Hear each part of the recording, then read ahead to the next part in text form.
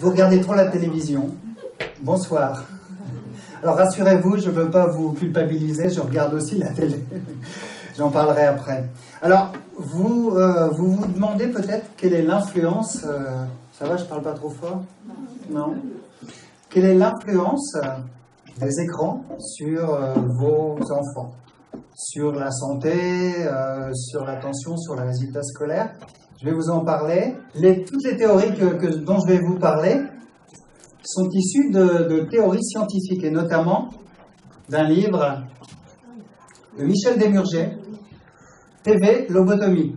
Donc le titre est parlant, n'est-ce pas? Alors, Michel Desmurger, c'est pas n'importe qui, il est directeur de l'INSERM, l'Institut National de Santé et de Recherche Médicale. Donc il est directeur de recherche.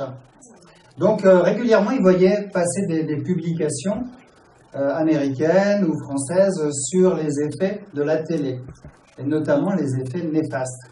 Donc il a décidé d'écrire un livre tellement ça l'a étonné. Et moi aussi, ça m'a beaucoup étonné ce qu'il va nous raconter dans son livre. Alors, j'ai tiré une grande partie de la conférence sur son livre, mais on ne va pas parler que de la télé. Et tout ce que je vais vous dire à propos de la télé, ça peut s'appliquer aussi aux écrans, aux téléphones portables, aux tablettes, aux smartphones. Les enfants regardent moins la télé qu'avant. C'est ce qu'on pense. Or, il y a une étude de Médiamétrie. Médiamétrie, c'est une société qui fait des sondages et les études marketing. Autrement dit, TF1, si elle a besoin de savoir ce qu'elle va présenter comme programme, si elle a besoin de savoir comment faire de l'audimat, elle va consulter cette société. Et cette société nous dit que les enfants de 4 à 14 ans regardent la télé 1h52. Alors effectivement, il y a une baisse, parce qu'il y a quelques années avant, c'était 1h58, mais maintenant c'est 1h52. Donc vous voyez que la baisse est vraiment légère. En fait, les enfants regardent la télé sur d'autres supports. Il y a à peu près 6,4 écrans en moyenne par foyer. Tout confondu, smartphone, tablette, etc. 6,4. Donc les enfants, ils regardent la télé, et en plus, ils vont aller sur les nouvelles technologies, sur Internet ou autres. Donc on s'aperçoit au final que les enfants regardent de plus en plus la télévision, les écrans, pardon. Ils passent de plus en plus de temps devant les écrans. Dans cette conférence, on va voir quels sont les effets de la télé et des écrans sur vos enfants. Et après, on va voir que dire et que faire. D'abord, les écrans vont avoir un impact sur l'activité mentale et malheureusement sur les résultats scolaires. Notre étude américaine, et là, ils ont étudié pendant 25 ans les enfants, ils sont aperçus que 1 heure de télé par jour à l'école primaire, ça augmenterait de 43% les risques de sortir de l'école sans diplôme. Je suis thérapeute comportemental et cognitif, et moi je m'occupe des pensées négatives. Donc je suis monsieur positif. Donc on ne va pas rester sur un aspect négatif comme ça. Je vais vous donner plutôt des idées, des aspects positifs de ça. C'est-à-dire que si l'ado, qui regardait beaucoup la télé, il réduit d'1 heure par jour la télévision, il va réduire de 50% son échec scolaire. Autrement dit, s'il se met au tennis, au badminton, ou s'il rencontre une copine, il va réduire son taux d'échec. C'est plutôt sympa.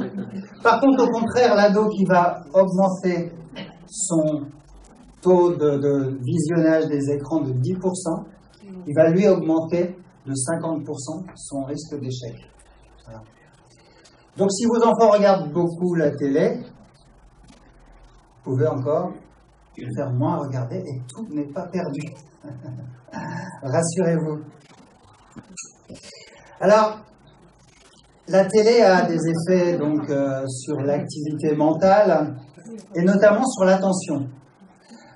Donc il y a une cliente qui vient me voir et qui me dit, moi mon enfant, il n'a aucun problème d'attention, il est capable de rester 4 heures devant la télé. Et c'est vrai. Ouais. Seulement cette attention, c'est l'attention captée. C'est une attention qu'on a à la naissance. On n'a pas besoin de la travailler. Autrement dit, là, l'enfant, il est en train de regarder une mouche qui passe. C'est en fait l'attention qui nous permet de détecter tout changement dans notre environnement. C'est plutôt intéressant s'il y a une voiture qui arrive, s'il y a une mouche qui passe, s'il y a une guêpe. Cette attention, elle est naturelle. Seulement, cette attention, elle est utile épisodiquement. Si on l'utilise trop, ça nous fatigue. Et la télé, elle utilise ce phénomène d'attention captée pour justement captiver ses auditeurs. Je ne sais pas si vous vous rappelez de Goldorak. Goldorak, Albator, Capitaine Flamme. Vous vous rappelez de ça? C'était ou même Maigret, pour les plus anciens. Maigret, commissaire Maigret, les 5 dernières minutes. Pour ceux qui l'ont vu, peut-être, c'était lent. C'était mou. Derrick, on s'endormait là. Maintenant, non. On ne s'endort plus. Il y a un plan séquence, un changement d'image, toutes les 20 secondes, à peu près, je crois. Donc ça capte l'attention. Seulement, ça fatigue l'enfant. Et si l'enfant, comme j'ai vu dans le sondage, regarde la télé avant d'aller à l'école, il va mettre 2-3 heures avant de récupérer son attention. Donc il va être fatigué pendant 3 heures. C'est-à-dire qu'à 11 heures du matin, et il y a des professeurs des écoles qui opinent du chef, 11 heures, c'est à peu près ça. C'est ça? À 11 heures, ils sont opérationnels. Ça veut dire que de 9 heures à 11 heures, ils sont dans un état un petit peu comateux. L'attention dirigée. Alors cette attention, malheureusement, on ne l'a pas à notre naissance. L'attention dirigée, c'est celle qui sert à résoudre des problèmes de maths. C'est celle qui sert à écouter la maîtresse, à faire ses devoirs. Et cette attention, on doit la développer tout au long de notre vie. Le problème, c'est que la télé, avec cette attention captée, elle fatigue l'attention dirigée. Et nous avons donc un invité, nous avons Michel Desmurger qui va venir nous parler justement de ces problèmes d'attention ce soir. Adulte, papa, qui repasse. J'ai pas dit maman, hein. J'ai bien dit papa. Donc, papa qui repasse dans le salon. Et évidemment, il y a le gamin, vous ne savez pas quoi en faire. En gros, il vous prend un peu la tête. Donc vous avez un petit parc, vous le prenez, vous le mettez dedans. Je dis bovin parce que je me suis engueulé l'autre jour. Donc vous prenez ce brave gamin et vous le posez dans son parc. Et vous avez l'impression qu'il ne fait rien. Il se passe plein de choses. Si on pouvait enregistrer ce qui se passe dans son cerveau, ça serait un feu d'artifice. C'est un miracle de l'évolution. Donc vous avez l'impression que vous avez un bovin apathique là, qui ne fait rien pendant que vous repassez. Et en fait, vous avez un truc qui est en train de se construire et de s'allumer dans tous les coins. Et ça progresse de façon assez prédictible. C'est-à-dire que le gamin, il va commencer, quand il est tout petit, par prendre un objet. Sophie la girafe, au hasard. Donc il prend Sophie, il la regarde 3 secondes, au bout de 3 secondes, il en a marre, il la jette, ou il n'arrive même pas à la tenir. Et puis le lendemain, il la prend un peu plus longtemps. Et puis il la regarde un peu plus longtemps. Le regard, c'est un signe d'ancrage attentionnel. C'est-à-dire quand le gamin est attentif à quelque chose, il porte son regard dessus. Il va la prendre plus longtemps, puis de plus en plus longtemps. Et puis au bout d'un moment, il va prendre Sophie la girafe, il va prendre autre chose. Et puis il va mettre les deux ensemble. Et puis ça va être de plus en plus compliqué. Si vous regardez les textbooks, les bouquins de neuropsychologie, des signes de retard du développement, par exemple, c'est des jeux plus courts, c'est des changements d'objets précoces. C'est une attention qui est mal focalisée sur l'objet avec lequel vous jouez. Vous pouvez prédire de là que l'enfant a un retard de développement. Qu'est-ce qui se passe avec la télévision? Le gamin, il est dans son parc, il chope Sophie la girafe. Et papa, il repasse. Il regarde la télé, évidemment. Et il dit, oh, pas grave. De temps en temps, il y a une image où il y a un son plus fort. Le gamin, il lâche Sophie et il regarde. Parce que son système attentionnel le porte à regarder. Il y a eu un son, ça l'a inquiété, il a regardé. 1 seconde. Juste une, il y a besoin de ça. Les gamins, là, dans cette étude, ils regardent la télévision entre 2 et 5% du temps. Mais cette seconde-là, elle fait qu'il a Sophie la girafe, il a regardé et il a perdu Sophie la girafe. Il recommence autre chose. Cette complexification, elle ne se fait plus. Et vraiment, vous portez atteinte au développement de l'attention et du système juste par ça. Parce que ces gamins-là qui sont devant la télévision, même si elle est d'arrière-plan, même si c'est pas eux qui la regardent, même s'ils ne font que jouer à côté, on parle de jeunes enfants, de 1 à 3 ans, ils changent de jouet plus fréquemment, ils présentent des schèmes de jeux beaucoup moins riches, ils affichent des places de jeu raccourcies, donc c'est moins compliqué puis c'est plus court, et en plus ils sont moins concentrés, juste du fait de la télévision. Parce qu'elle va happer l'attention, et quand vous êtes interrompu au milieu de quelque chose, nous, il nous faut déjà du temps pour revenir dans le machin. Vous êtes en train de faire quelque chose, vous avez un mail qui arrive, ou le psychopathe qui vous appelle sur votre portable 15 fois par jour, vous répondez, vous posez votre portable, il vous faut un peu de temps. Le gamin, il ne fait pas ça. Le gamin, il pose, il prend autre chose, il repart ailleurs. Et donc, au lieu d'avoir un jeu qui est de plus en plus complexe, il a une somme de jeux mis bout à bout. Et ça, c'est une atteinte directe au développement de l'attention, notamment, et de tout le reste du système. Alors, le langage. Alors, je ne sais pas si vous avez déjà vu ces télés... Baby TV, Baby Einstein, tout un programme. Brainy TV. Brainy, c'est le cerveau, non? Alors ça, c'est des télés qu'on trouve sur la TNT, je crois. La dernière fois, je zappais et on a trouvé cette télé. Ma compagne est là, donc elle peut confirmer.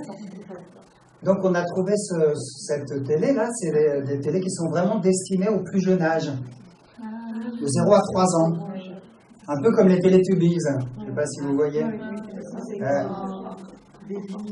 Et en fait, ces télés, les producteurs de ces télés disent que ça développe la logique et le langage. Super. Donc c'est vrai qu'il y a des gens qui vont acheter les DVD, parce qu'ils vendent des DVD aussi pour améliorer le langage de leur enfant. Qu'est-ce qu'en pensent les scientifiques à propos de ça ? Et alors, les scientifiques, ils ont étudié 3 groupes. Ils sont allés voir 3 groupes. Ils sont allés voir des mamans d'enfants de 18 à 24 mois. Alors, 18 mois, c'est l'explosion du langage. Et le premier groupe, ils sont allés voir les mamans. Bonjour, bon, on est scientifique. On revient dans 1 mois. Et c'est tout ce qu'ils leur ont dit. Deuxième groupe, ils leur ont dit, vous allez apprendre 25 mots à vos enfants. 25 mots en 4 semaines. Voilà, tout simplement. Des mots basiques, table, chaise, fleur. Et le troisième groupe, ils leur ont dit d'apprendre les 25 mots avec un DVD. Ils leur ont dit, en fait, de passer le DVD pendant 5 fois par semaine. Pendant 4 semaines, ça fait à peu près 60 répétitions du même mot avec le DVD. Ce qui est largement suffisant pour un enfant pour apprendre les mots. À votre avis, quel est le groupe qui a appris le plus de mots? Le premier groupe, celui à qui on n'a rien dit aux mamans, c'est ça? Le deuxième? Alors pourquoi le deuxième?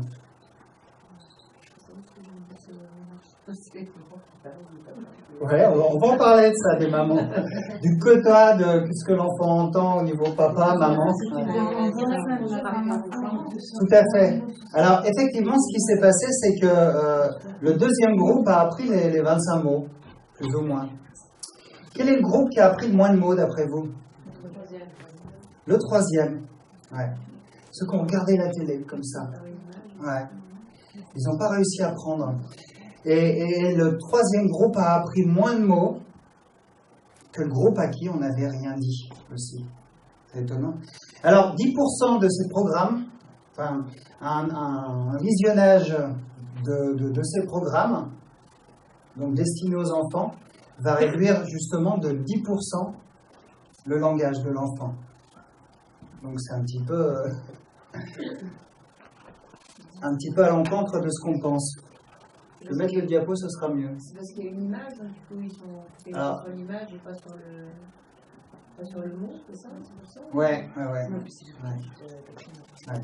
C'est parce qu'en fait, quand l'enfant, je vais vous en parler,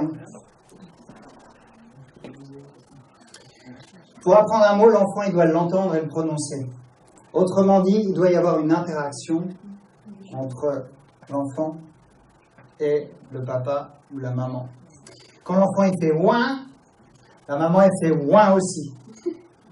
Et il apprend comme ça par répétition. C'est comme ça qu'il apprend. Dans les DVD comme ça où ils disent table, table, table, l'enfant il est en train peut-être de regarder la chaise. Quand la maman elle dit table, elle montre la table. Et là l'enfant il apprend. Alors, statistiquement, l'enfant il entend 70% des mots de maman, désolé messieurs, et 30% de papa. Ok? Le fait de regarder 4 heures de télé par jour, il va apprendre 25% de mots en moins. 25%. Autrement dit, 25% c'est proche des 30% de papa. Ça veut dire que quand il regarde 4 heures la télé, c'est comme s'il n'entendait pas papa du tout. Dommage, messieurs. Hein. Voilà l'influence sur les résultats scolaires, sur le langage, tout un programme. Maintenant, les résultats, l'influence sur la santé, le sommeil. Alors, vous n'êtes pas sans savoir qu'on produit une hormone qui s'appelle la mélatonine. C'est l'hormone de l'endormissement, qui nous sert à nous endormir. Seulement, les écrans, qu'est-ce qu'ils font? Ils retardent la production de cette hormone. De ce fait-là, les enfants, ils ont plus de mal après à s'endormir. Il n'y a pas que ça. La télé, même les dessins animés, hein. Même E.T., Michel Desmurget, qu'on a vu ce soir, il a une fille qui s'appelle Valentine. Et Valentine, pendant des années, elle a laissé ses placards de chambre ouvertes. Parce qu'elle a vu E.T. chez sa cousine. Et E.T. il avait l'habitude de se planquer dans les placards, ou alors il était planqué dans les placards, c'est ça? Il se cache dans les placards. Donc elle avait peur, donc on rapporte, et c'est impressionnant, hein, on rapporte des cauchemars avec E.T., Incroyable Hulk, en dessin animé, Spider-Man. Et moi j'ai beaucoup d'enfants qui viennent me voir et qui ont des cauchemars la nuit. Et souvent quand on les interroge, ils ont vu des choses à la télé, ça peut être un dessin animé, ou alors le JT. On parlait du JT là. Le JT, c'est vraiment à proscrire auprès des enfants. Le portable et le sommeil.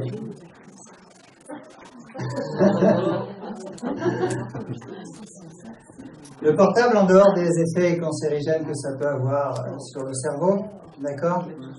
En dehors de ça, ça altère le sommeil. Alors, on a parlé de la mélatonine, hein, les écrans.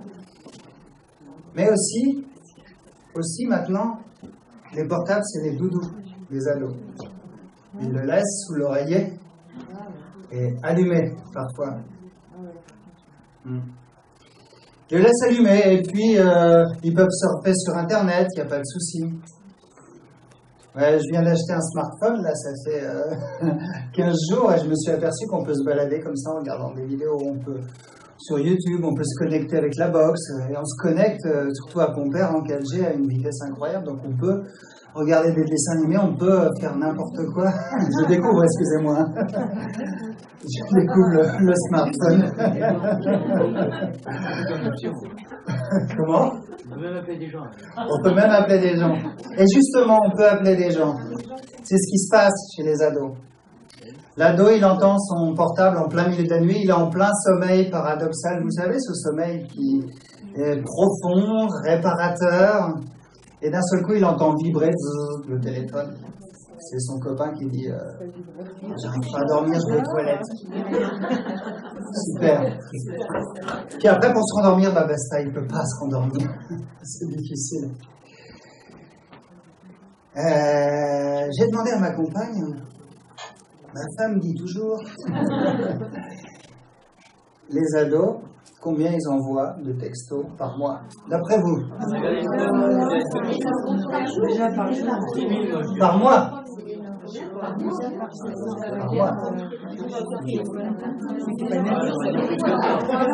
Elle m'a dit 1000 textos. Je lui ai dit qu'elle vivait dans un autre siècle. Un autre siècle. C'est 3700 à 4000 textos. 3700 à 4000. Les troubles du comportement alimentaire. Ouais, les troubles du comportement alimentaire. Désolé. Il y a une étude scientifique, enfin une étude, si on peut appeler ça une étude, dans les îles Fidji qui a été faite. C'est dans les îles Fidji, les gens n'avaient pas la télévision.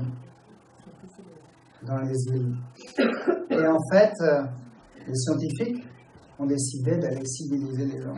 Ils leur ont mis la télévision. Ils sont tous maigris. Ils sont venus 3 ans après. Ils ont observé des troubles du comportement alimentaire.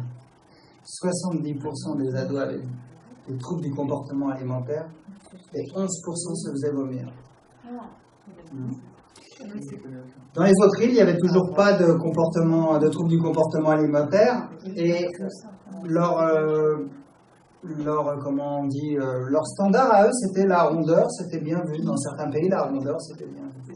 Sauf que là, la télévision avait changé l'image corporelle. Donc effectivement, le fait de voir des images de mannequins à la télé, ils sont tous beaux, ils sont tous riches, enfin j'exagère un petit peu, ça a influencé leur comportement alimentaire. L'influence de la pub, justement. Et ça, les marketeurs, ils le savent bien. Il y a un facteur qui s'appelle le nag factor. Donc ça s'appelle, le nag factor, c'est du harcèlement en fait. Nag, ça veut dire harceler. Et en fait, les enfants, est-ce que ça vous est déjà arrivé? Moi, franchement, ça m'est déjà arrivé. Pour ma petite nièce, je ne sais plus ce qu'elle... J'avais acheté une petite poupée pour elle, parce qu'elle est fan de je ne sais plus quoi. Et en fait, les marketeurs le savent bien, parce que l'enfant, il va voir à la télé des produits. Et on va vanter, en fait, les mérites des produits à la télé. Et qu'est-ce qu'il va faire, l'enfant? Il va vous demander, en fait, le produit. Et il va vous le demander plusieurs fois. C'est pour ça qu'on appelle le nag factor. Il va vous harceler, en fait, quelque part. Les marketeurs le savent bien et utilisent ça. Et grâce à ça, ils vendent beaucoup plus. Le tabagisme. L'industrie du tabac a un gros problème. Elle a un gros problème, c'est que les gens ils perdent des clients chaque année. Alors, il y a des gens qui meurent, puis il y a des gens qui arrêtent de fumer. La pub pour le tabac, elle est interdite, comme vous le savez. Alors, comment on va faire? On va avoir besoin de toucher les jeunes avant 21 ans. Parce que statistiquement, avant 21 ans, s'ils ne sont pas fumeurs, ils ont très peu de chances de fumer. Alors, il y a toujours des exceptions. Il y en a qui ont fumé à 30 ans. Mais en général, s'ils ne sont pas fumeurs avant 20 ans, 21 ans, ils ne fumeront pas. Donc, qu'est-ce qu'on fait? On va passer des vidéos. On va mettre des gens qui fument dans la télé, dans les séries. Et les personnages principaux, souvent, ils sont en train de fumer. C'est cool de fumer, ça rend viril. On arrive à draguer, vous allez voir une vidéo. On chope jamais le cancer, c'est génial. On n'a jamais les dents jaunes. Notamment, il y avait avec Sigourney Weaver dans Avatar, ça avait fait un petit peu scandale. Quand elle voulait se calmer, elle allait fumer sa clope. On pourrait croire que l'influence des autres, des copains, va être importante dans l'accès à la cigarette. Oui, elle est importante. Mais un des facteurs les plus forts d'exposition au tabac, c'est les enfants qui ont vu des scènes tabagiques. Donc 52% des enfants qui ont essayé la cigarette, c'est suite à ce qu'ils ont vu à la télé. 33% des fumeurs chroniques le sont devenus parce qu'ils ont été exposés à des scènes de fumeurs. Alors la violence à la télévision, ça donne envie aux jeunes de tout casser, hélas, sauf la télévision. Il y a des débats, il y a des rumeurs qui courent comme quoi les scientifiques ne seraient pas d'accord sur l'influence de la télé sur la violence. En fait, les scientifiques, ils sont tous d'accord sur l'influence de la télé, des écrans, sur la violence des enfants ou des adultes aussi. Ils sont tous d'accord. Mais même il y a des professionnels de santé qui disent que les écrans ne font rien dramatiser, il n'y a pas de souci. Seulement, ce n'est pas le discours des neuroscientifiques. Les neuroscientifiques, eux, ils disent, ils sont plus en train de se demander en fait si la télé rend violent. Ils se demandent surtout comment la télé, elle rend violent. La télé ou les écrans. 3500 études scientifiques vont dans ce sens-là. Alors, je vais vous expliquer un petit peu comment ça marche, cette imprégnation de la télé, notamment sur l'impact sur l'obésité, sur la consommation, et aussi sur la violence. Et en fait, vous pouvez faire passer un message comme ça dans le cerveau. Comme pour le tabagisme, ces scènes, elles sont répétées, et elles sont répétées. Et fumer devient cool, par exemple. Le message, le cerveau, il s'imprègne de ce message. Et vous aurez beau dire à votre enfant que fumer c'est pas bien, mais il a entendu des milliers de fois que fumer c'était cool. Et il a entendu des milliers de fois que manger c'était bien, boire du coca c'était bien. Souvent on voit à la télé les enfants qui se consolent en mangeant des pizzas. Allez viens, on va au McDo, on va prendre une boisson sucrée, on va manger une pizza. C'est le discours qui est répété comme ça. Dans les séries américaines, ces séries qui font peur, qu'est-ce qui se passe pendant la pub? Ils mettent de la nourriture grasse. Pourquoi d'après vous? Pour les consommer. Pour les consommer.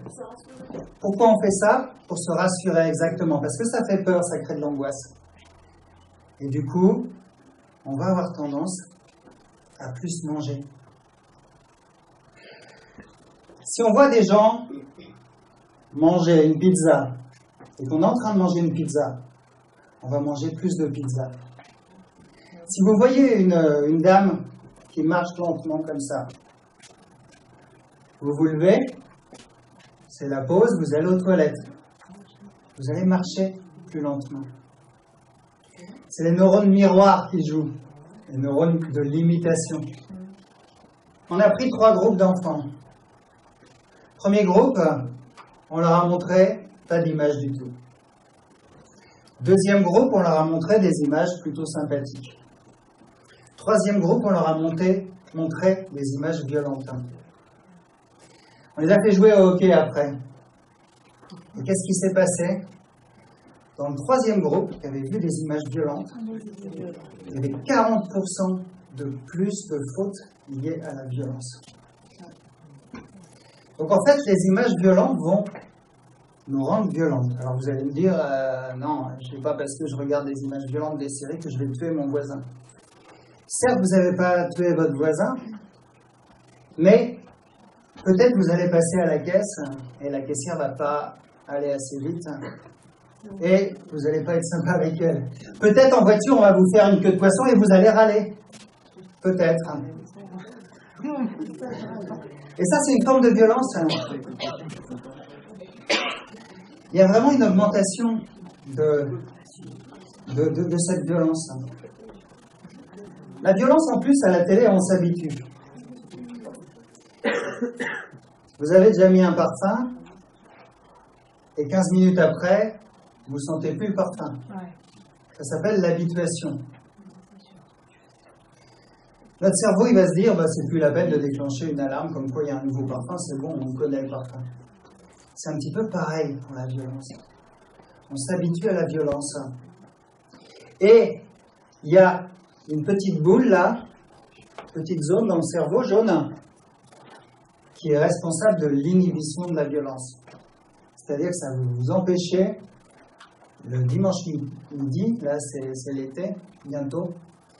Et en fait, votre voisin, tous les dimanches, il passe la tondeuse quand vous êtes en train de faire votre repas dehors. Cette zone, elle vous empêche d'aller prendre votre batte de baseball ou votre fusil et de taper sur la tête. Il y a un scientifique qui a étudié, alors c'est, j'arrive jamais à prononcer son nom, c'est Wang quelque chose. Il a étudié le cerveau des jeunes qui jouaient à des jeux violents, en fait. On s'est aperçu que cette zone était atrophiée chez ces joueurs qui jouaient régulièrement à ces jeux violents. Autrement dit, ils avaient donc une propension, ils étaient plus enclins à la violence que les autres, à cause de la diminution de cette zone. La bonne nouvelle, c'est qu'on a un cerveau très très plastique et qu'on peut, en fait, si on arrête de regarder ça, on peut retrouver une zone normale. Ce qui va être important de faire avec vos enfants, donc, c'est de dialoguer. Et là, cette partie, elle est intéressante parce que je vais vous donner des astuces, des conseils. Dialoguer avec votre enfant. Alors, s'il est trop sur les jeux, vous allez un petit peu voir ce qui va pas, pourquoi il passe son temps sur les jeux. Est-ce qu'il a un problème psychologique? Est-ce qu'il n'a pas confiance en lui? Est-ce qu'il a peur des autres? Est-ce qu'il a un gros problème à l'école? Est-ce qu'il est harcelé? Dialoguer avec lui, ça va être important. Souvent, les jeux sont un refuge. On joue parce qu'on a un petit peu peur des autres. Donc, on se réfugie parfois. Si vous voulez vraiment que vos enfants jouent à des jeux vidéo, pourquoi pas? Il y a des jeux sympas. On ne va pas non plus interdire totalement les jeux vidéo. Il y a des jeux qui s'appellent des jeux prosociaux. Alors, prosocial, c'est des jeux qui développent l'altruisme chez l'enfant. Les scientifiques les recommandent. Ces jeux-là, ils nous incitent à vouloir le bien-être d'autrui, donc à développer l'altruisme. Et il y a un jeu qui s'appelle Animal Crossing, qui est plutôt sympa, où on œuvre pour le bien-être des habitants, et on peut même devenir maire. C'est d'ailleurs le but suprême, de devenir maire du village ou de la ville. Farming Simulator. Vous avez entendu parler? C'est un jeu plutôt sympa. Vous êtes à la tête d'une grosse ferme, d'une grosse entreprise. Et en fait, vous devez donc gérer la ferme, les animaux, leur donner à manger, gérer votre personnel. Et vous avez vraiment besoin des autres si vous voulez avancer. Vous avez aussi besoin d'aider les autres si vous voulez avancer. Donc, c'est un jeu prosocial. Bougez aussi. Faites des activités sportives avec vos enfants. La télévision. Alors, la télévision, évidemment, c'est difficile parce qu'elle est présente dans tous nos foyers. Elle fait partie du décor, dans notre salon. Moi, je donne trois conseils. Trois conseils aux patients qui viennent me voir. Mais d'abord, je vais dire, la règle, ça serait sympathique de regarder la télé moins d'1 heure par jour. Avant 3 ans, pour les raisons qu'on a vues, résultats scolaires et troubles du langage, ça serait bien que votre enfant ne soit pas en contact avec les écrans. Alors, pas de drame, hein, s'il a été en contact 5 minutes ou 10 minutes avec les écrans, il n'y a pas de problème. La première astuce, c'est de limiter les écrans. Une télé, dans la maison, ça peut suffire. Et surtout pas dans la chambre. J'ai une patiente qui vient me voir avec ses parents, elle a 17 ans. Elle est en terminale et ses parents me disent « Je comprends pas, mon enfant, elle travaille jusqu'à minuit pour des résultats médiocres. » Ok? Je la vois un mercredi, elle est fatiguée mercredi.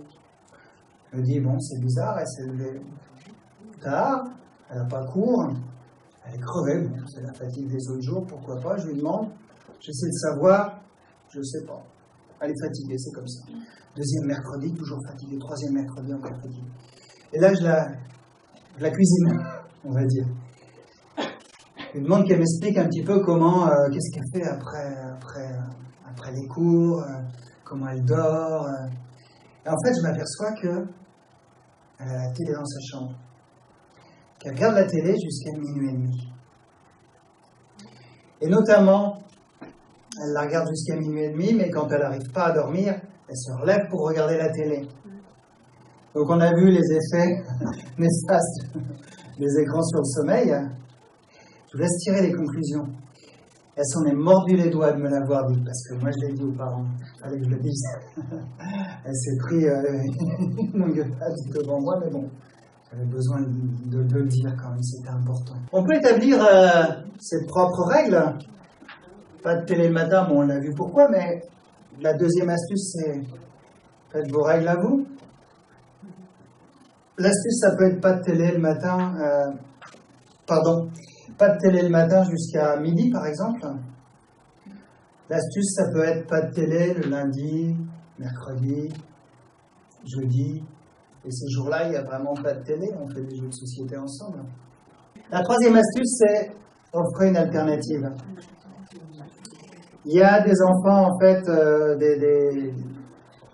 à mes clients qui viennent et qui disent « Moi, mon enfant, il ne joue pas tout seul ».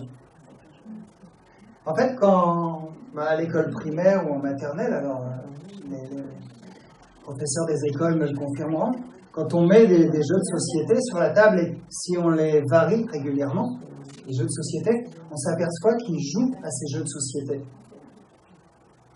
Au final, l'alternative, ça serait quand ils rentrent le soir, au lieu qu'il y ait la télé, mettre des jeux, la pâte à modeler, à l'ancienne. Pour pas qu'il y ait le réflexe de tout de suite j'arrive, je mets la télé, je regarde n'importe quel programme. Il y en a qui rigolent. Ça colle partout, là. Ça colle partout. Sur l'écran télé. D'ailleurs, Michel Desmurger, il a abandonné sa télé. Vous savez pourquoi il a abandonné sa télé? Il n'arrivait pas vraiment à limiter ses temps de télé. Et un jour, qu'est-ce qu'elle a fait, sa fille? Elle a pris son marqueur permanent, puis elle a dessiné sur l'écran. Du coup, c'était foutu. Il a mis la télé à la cave, il n'en a jamais racheté. Et les enfants sont plus heureux. Scientifiquement, encore, des études scientifiques disent que les enfants qui n'ont pas la télé sont plus heureux. Donc le portable, retardez l'âge du portable. Internet. On a vu l'avantage dans les statistiques là, que vous nous avez montré. On a vu qu'il y avait des enfants qui avaient dit que ça rendait en fait informatif, que ça rendait intelligent en fait. On s'est aperçu en fait que l'enfant, plus il avait un ordinateur dans sa chambre, plus ses résultats scolaires baissaient. En fait, l'enfant, il va passer 15 minutes par jour pour ses devoirs et 1h30 sur Facebook, les réseaux sociaux, Twitter. Et on a parlé de digital native. Je vous en montrerai un à la fin, un vrai digital native. Est-ce que vous avez entendu parler de cette expression? Non. Alors, digital, c'est le doigt. On comprend pourquoi. Puis native, c'est quelqu'un qui est né avec les nouvelles technologies. Voilà. Les professionnels de la santé, on se demande s'ils ne sont pas un petit peu en relation avec les vendeurs d'écrans et compagnie. Et ils disent que ces enfants, en fait, ils ont une intelligence supérieure, ils sont adaptés à cette nouvelle société. C'est des digital natives. Et ma femme me dit toujours qu'en fait, quand on leur demande de faire une recherche sur Internet bien ciblée avec des mots particuliers, ils n'arrivent pas, il y a trop d'informations, ils sont perdus. Quand on leur demande de servir de PowerPoint, d'ailleurs, je devrais prendre des cours, parce que ça bug, ils ne savent pas s'en servir, les traitements de texte, ils ont du mal, les tableurs, et ce n'est pas des digital natives. Si pour Facebook, pour GTA, oui, tout à fait, mais pas forcément pour ce qui est utile au travail. Le conseil, c'est de montrer l'exemple. Encore une fois, ma femme me dit toujours, en conseil de classe, les profs sortent leur smartphone. Et les élèves le voient, même en cours, ils sortent leur smartphone. Or, après, on dit aux enfants, aux ados, n'utilisez pas votre téléphone pendant les cours. La télé pendant les repas, c'est souvent, alors qu'on ait des enfants ou pas, en couple ou avec enfants ou pas, c'est vraiment dommage parce qu'il y a le JT, et le JT, ça rend agité. Et puis surtout ce qui se passe, c'est que c'est peut-être le seul moment du repas où on se pose. Parce que on rentre du travail tard, parfois. L'enfant aussi rentre tard, il prend le bus. Moi, je me rappelle, je prenais le bus et j'arrivais chez moi à 18h30. Après, je jouais un peu, je faisais mes devoirs et je parlais à mes parents qu'à 8h, en fait, 8h du soir. Et s'il y avait la télé, du coup, pour leur parler, c'était difficile. Donc, le seul moment pour parler aux parents et pour discuter ensemble, c'est ce moment du repas. Et souvent, on voit des conflits qui se résolvent grâce à cet espace de communication. Alors, ce qu'on a vu ensemble, c'est que les écrans avaient un effet négatif sur les résultats scolaires, sur l'attention dirigée, sur le langage. On a vu que les écrans sont un facteur, pas que les écrans, mais c'est un facteur, les premiers facteurs d'obésité et des troubles du comportement alimentaire. Que ça incite à des conduites dangereuses, comme fumer et boire. Alors, je ne vous ai pas montré, il y a des vidéos de GTA où on voit un mec complètement stone avec son pétard, où il est en train de boire et puis on le voit complètement sous. Les écrans favorisent la violence. Je n'ai pas parlé de la désocialisation, j'aurais pu en parler aussi. Donc, ça serait bon de limiter à 5 heures d'écran par semaine. Ouais. Ce qui est préconisé. Encore une fois, c'est une préconisation. Une préconisation. D'éviter la chambre, les écrans dans la chambre. Encore une préconisation. Éviter de regarder les images violentes. Et il existe des actions, justement. Des actions que vous allez mener, j'espère. Et ces actions, c'est le défi des 10 jours sans écran. 10 jours sans écran. Ouais. Les parents combien? Les parents aussi. Alors, c'est inspiré d'une expérience de Thomas Robinson, pas Robinson, mais Robinson, à l'université de Stanford. Ça a été fait donc partout en France, ça se fait partout en France maintenant, au Québec, ça a commencé aux États-Unis, ça a continué au Québec, ça se fait un peu partout en France et bientôt ça va arriver même à Pompère, je vous assure. Je vous assure. Et ensuite on a remarqué que il y avait des effets, encore c'est des données scientifiques, sur l'obésité et 40% de réduction de la violence physique et verbale.